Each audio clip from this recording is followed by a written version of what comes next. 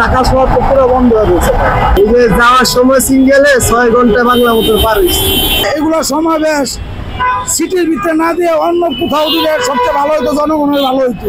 সরকার আর এক ঘুষখোর না হলে ঢাকা সিটি পুরো অচল বানা দিচ্ছে, রাস্তাঘাট আটকায় দিয়ে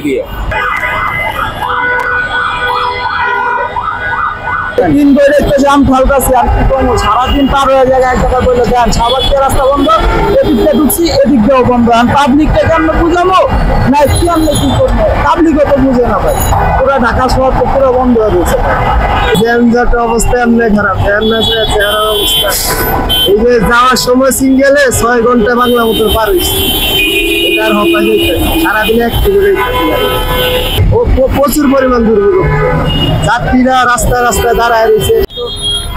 আজকে রাস্তায় এত যানজট, আপনার কি এই যে জামাতের মিছিল জন্য, এই জন্যই যানজট, আর কিছুই না। সরকারের যদি সিস্টেম ভালো থাকতো এত যানজট ভোগান্তি হইতো না আমাদের। এই জামাত ইসলামের সমাবেশ, এই জন্য রাস্তাঘাটে এই বিশৃঙ্খলা, অনেক যানজট। এগুলো সমাবেশ সিটির ভিতরে না দিয়ে অন্য কোথাও দিলে সবচেয়ে ভালো হতো, জনগণের ভালো হইতো, কিন্তু তারা এটা করে না। আমাদের সমাবেশের জন্য চতুর্থ সাইডে রাস্তা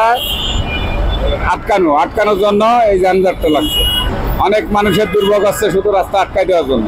সরকার তো আর এক ঘুষখোর না হলে ঢাকা সিটি পুরো অচল বানা দিচ্ছে, রাস্তাঘাট আটকায় দিয়ে মানুষের দুর্ভোগ কেমনি হয়েছে।